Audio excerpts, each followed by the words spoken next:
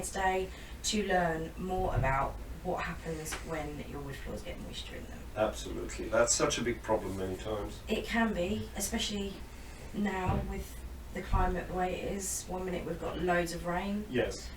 And people leave their doors open, their dogs bring the water in. So our biggest question is, how does moisture affect your wood floor? Absolutely, that's such a good question, and it's something that very few people actually realize is a big thing to think about when it comes to wood floors, whether that's installing a new wood floor or whether that is restoring a wood floor.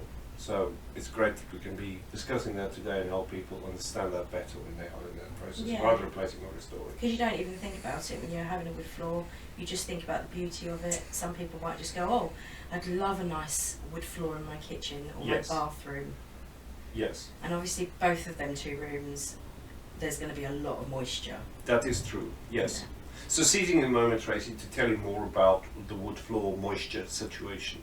Yeah. We have moisture on wood floors come from two places. We can get moisture from above, that is when there's spills from, you know, getting out of the bath, out of the shower, stepping onto a wood floor in a bathroom, which is not always a great idea to install a wood floor in those wet areas, but it can be done. Or otherwise, in the kitchen, you're busy cleaning and suddenly the water spilled out of the sink onto the floor, a mop bucket falls over, that's moisture from above the wood floor. Pet accidents, that can also be a big problem. So that's moisture from above.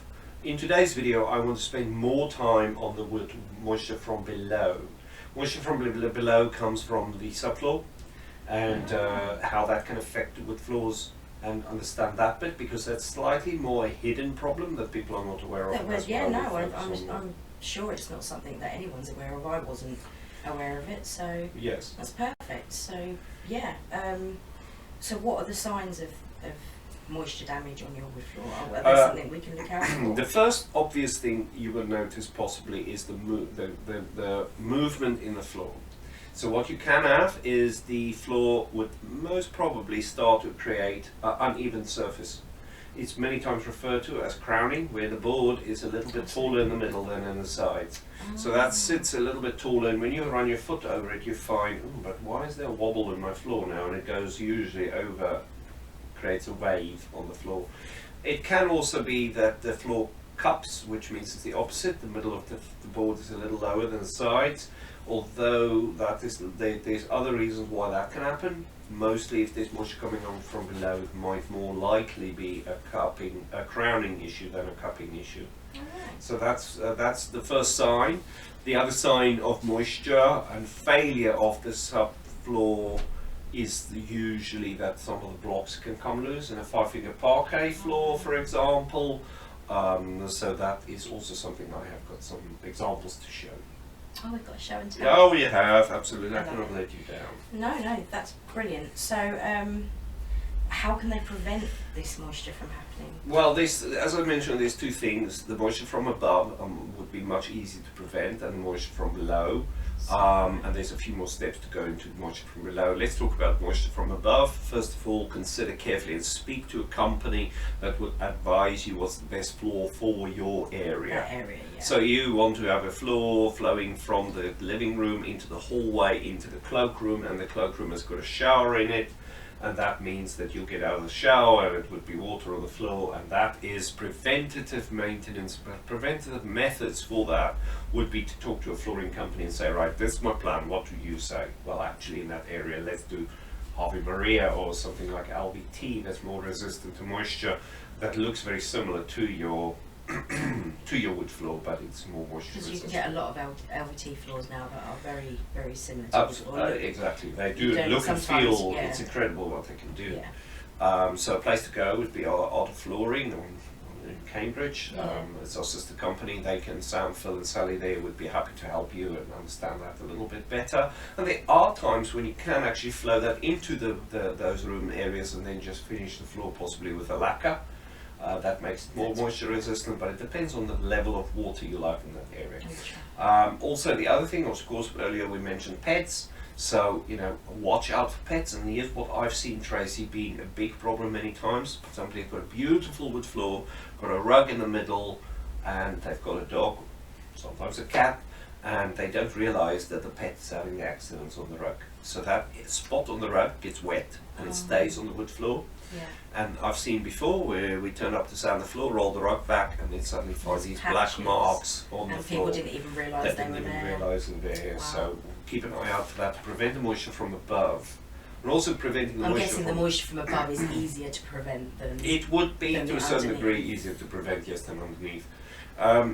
Of course, if there's a spill of water on the floor, dry it up as soon as you possibly can. And if you have pets, just watch out for those things that you might not notice. Accidents in the rug. Yeah, especially puppies, because puppies don't even realise they're doing it, do they? Exactly. That. Or elderly dogs that really they're losing their minds and they can't help it. Exactly, that's true. That's possible as well. The other thing is also to consider your cleaning methods. So don't use too much moisture. Yeah, I've seen so many people get their mop. In fact, I was watching it on TikTok the other day. They got their mop bucket. They put the water on the mop, and I'm sitting there watching the TikTok, going, "No, too much. Don't put that much water on your wood floor." And it's a wood floor. Yes. So yeah. So that can be a thing. Watch out for the amount of water you put on the wood floor. Yeah. To just follow a process, and Tracy, maybe you can add a little link on the maintenance guide and aftercare, which helps a lot with understanding how you can care for your wood floor from above. Yeah. I want to move on and talk about moisture below. Moisture from below. So what I would do is let me step over to my table and I can show you a few things with regards to moisture from below. Moisture from below on the carpet, the wood floor. Moisture from below on the wood floor. So I want to go back to the start of a wood floor, the start of the life of the wood floor. And this is sometimes the place where people slightly pay less attention to when they should pay a lot more attention to it. Prepare the floor really well before the new wood floor gets installed. The age of the property would tell you a lot. Older property, I would say 60s and 70s and earlier would be, and later that is, sorry, would be a question mark as to the damp-proof membrane and the moisture from below. So it's very important to then consider having a moisture meter that measures the moisture in that floor. So if that floor is ready for a new floor to be installed, then I would say something like this would be used. Something like this. This is a hygrometer that gets installed over the floor, and it measures the moisture inside the floor after a few days. And this is the most reliable way of measuring the moisture in that floor before the new wood floor gets installed. There are certain other meters that I have also here that can give you indication if you have moisture in that floor. This particular unit I have here in front of me has got a little brush, so you clean the concrete up, and then what you'll do is use your moisture meter and hold it against the floor, and you will see what the moisture reading is there. Would that moisture reading be a bit high for any reason, we would then advise to get a damp-proof membrane applied, and our DPM is applied by either rolling it on, so it's a liquid that you apply and that sticks to the floor and create a barrier to keep the moisture out. There are other means as well. A physical barrier, this means a sheet of plastic that's usually installed when the floor gets laid. So if the whole floor comes up, then that's a way of doing it, but that prevents the moisture coming through. So these tools that I've shown you just earlier, these hygrometers and things, would indicate whether we would need to install or roll on a protector over the floor, a damp-proof membrane over the floor, and then before the floor gets installed. And sadly, there are companies out there that install a floor without considering this potential problem on the floor. So once that gets in to the floor, once that gets onto the floor is installed. I want to move on to a particular one that I have done a video on before, and Tracy, you can probably link that to in the blog. This is the article, the video we did about 5-finger parquet. 5-finger parquet. I've got a little sample here. Let me show you the close-up. So this is a 5-finger parquet sample. This is a little block, and they come like this when they get installed. Now this is a very brand new piece. In the video I've done, I talk about these blocks coming loose because these blocks used to be stuck down with bitumen, and if you knock on that floor ready for restoration, you'll notice some of these blocks are loose. Some of these blocks might have already come out and and are lost. and we turn up to floors like that and we knock the floor and find out, ooh, there's a lot of loose blocks here. And in that video, Tracy, in that video I talk about the methods of what we follow to glue those blocks back, and what to check for, and at what point would we actually then look to rather replace that floor rather than just glue it back. Because if that floor starts to fail, in my video I talk about the moisture coming through, the failure of the DPM, which was the bitumen glue. So in that case it's sometimes better to replace the floor. So that's the 5-finger parquet that we talk about, and let's go ahead and talk about, you have another question there, Tracy? About the certain types of wood that that get more moisture in them. So you mentioned before we started the video that there are certain certain timbers that are more resistant to moisture. I would say you will find, as I mentioned at the beginning of the video, the indication of moisture in a wood floor is that it starts to push, it starts to move, the blocks are not so flat anymore, the boards are loose, and so on. So most timbers would have a more or less a degree of impact on the moisture, and I'm going to show you a little bit of a close-up here. So what I have here is a block of exotic timber, and you can see the dark color to it. And then over here I have a simple piece of pine. So this is a pine floor from a Victorian age property. Over here I have a oak block. Oak block is just simple, more modern stuff. And over here I also have a piece of pine that is, let's make a little bit of space here. I can show you this a bit better. So what I have here is my pine, I've got my oak, I've got my exotic timber. So those are 3 main timbers that I have. I also have another piece of oak here, so let's place these blocks over each other. And then we look at, yes, we did also mention my 5-finger parquet that I'm just going to leave in the corner there. So these types of timber, and the question is which ones would be more or less affected by moisture. It is, let's start with the pine floors. Pine floors, here's what I've seen over time. I've been to properties where where there's maybe a potential problem with the floor, and the main thing is these floors were laid with air, allowed air underneath the floor. So these would be on beams, and then there's a gap under the floor which carries the moisture out. There's an air brick at the front and the back of the property that allows moisture movement of air coming into the one side and out of the other side, and this then carries the moisture out of the property. Also, the time in which these properties were built with these floors, the windows were not double glazed. No. They weren't sealing tightly when you closed the door, so there was a lot of air movement through the property. That means a lot of that moisture got carried out. So at the time, it didn't matter if I have more rising damp from below, because the air movement through the property moved the air outside with the moisture. Oh. Though it meant that the property would have been colder. Now, as we developed and we grew into double glazing, let's seal the door, let's close it, let's keep the air in, because it's warmer. I need less heat to keep my house warm, and it cost me less money.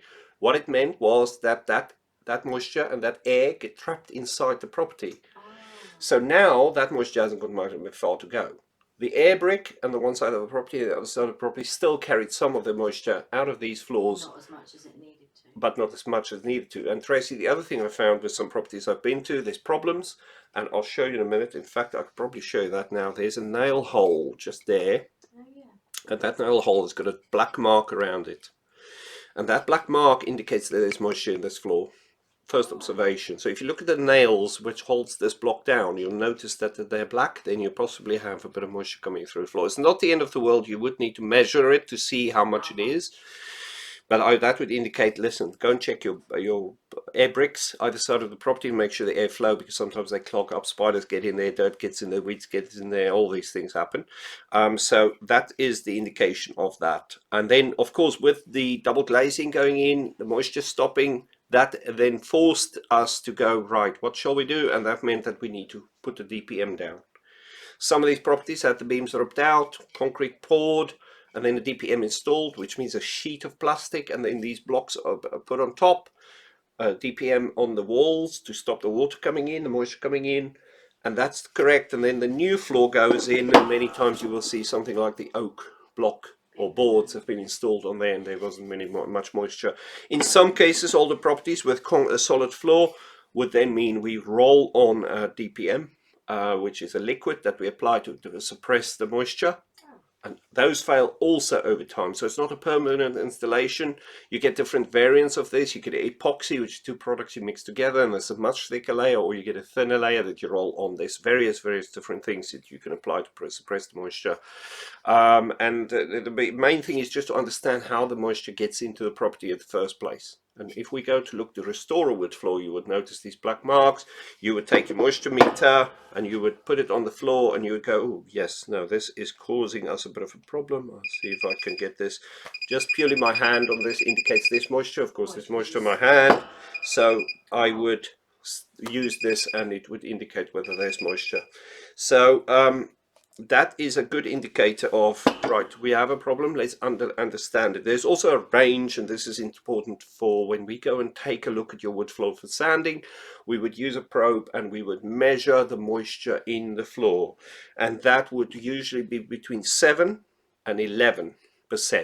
That's the moisture in the wood floor. So in the block, we'll measure it, and that would need to be a certain percentage. Now, just let's take a step back, because I was telling you certain floors that's more or less affected by moisture. First of all, your pine, you'll notice the black holes, and if there's not enough airflow, you will see a bit of cupping or crowning on the blocks. That can be affected quite easily. The next thing is the failure, although I've seen it less because people do usually go do the right thing, but sometimes they just put it down. If it goes wrong on modern boards that's been placed on a floor that hasn't had a DPM, that can be affected equally. So there's no much difference between your pine and your oak installation, unless the company has installed the DPM properly. The next one is, of course, your exotic timber. So this one, as I mentioned earlier, darker timber. Now, they are darker because they contain more oils in the timber. So because they contain more oils, they are a little bit more stable, because the oils will stop the moisture penetrating so easily. But what we have here, as you can see, the back of this block has got the bitumen glue. Oh, yeah. And what happens with this bitumen glue is it dries out over time. So this would have been stuck down back in somewhere between the 40s and the 70s or 80s even. And over that time, this bitumen has dried out now and lost its stickiness, and it becomes brittle and it breaks off, and this block just comes loose. And then it is about how to stick this back down, and we talked about that video I've done before about this type, and then your 5-finger parquet. So if there's any timber that's maybe a little less susceptible, though not significantly, would probably be more likely or highly oily content timbers, which is an exotic timber that you can use to, although those exotic timbers are not so readily available anymore because they protect the forests where these are from, because these are usually from Africa or from South America, Asia, and it is in many cases illegal to cut these timbers these days. So you won't find, so there isn't many there's not so much timber that's so oily these days anymore. It's usually more older floors, though there are some that's available that's grown and harvested that have got more oil in them. But I would say the main one you will notice nowadays is your oak floors, maple floors, beech floors. That type of timber is more likely to be found. Okay. So my very last question is, what should I do if my floors have suffered moisture damage already? So let's have a look at the indicators again. What would show your floor? If you have a pine floor, you'll see the nail holes have got black marks on it. The floor might be wavy, and you might think, heck, I need to do something. It's clearly some problem here. Or otherwise, your blocks have come loose off the floor on your 5-finger parquet. This one here, the blocks are coming up and it's a bit of a mess. The best you can do is get a quote for restoration, and the restoration company that come to your home must bring with them some form of a moisture meter or something like this, a probe that can actually penetrate into the timber. So when you measure the moisture in a timber floor, you would use the probe. Let's get a little close-up here. I am going to switch to the close-up, and what you have is, imagine that's your wood floor. What we do is, in a discrete spot, down the edge of the board. We would penetrate the timber with our probe and then get a moisture reading from that timber, and that would indicate if that timber has got moisture in it and to what level. Because if we're up to a certain level, then we can still apply a lacquer finish to the floor, or we can look at it and go, there's a lot of moisture in here, we would rather advise to replace the floor. In some cases, when the moisture level is to a high level but we think it's still safe, we can apply oil to the floor, because the problem with the moisture in the wood floor would be that the lacquer might peel off if you have too much moisture in the wood floor. So your professional restoration company will advise, once they've taken a measure, is that floor safe to be restored, and if not, then you would need to consider having it replaced. And replaced means that you then prepare the subfloor, and believe me, it's usually costing more money than you think. But it's a long-term investment. A floor replacement is not a short-term expense. It's a long-term investment because it enhances the value of your property. Yeah, definitely, especially wood floor. Absolutely, especially wood floors. So I think you've covered everything we need to know about moisture in your wood floors. Yep. It's not good. No, it's not good, and it's important to keep an eye on that. Yeah. And if you spot anything unusual, to get the professional to come and give you some advice. And if you have a flooring company that come and quote for replacing your floor, it's very important that they do turn up with some form of meters. So they know what type of moisture problem you might potentially have. Okay. Well, I hope that's helped you all today. I hope you have a fabulous weekend, because it is coming up to the weekend for us. Yeah, thank you so much, Pierre, for your help today. We should speak to you soon. If you have any other issues that you want to ask me about, just comment it below, and we'll get back to you. Yep, absolutely. Thank you. Bye.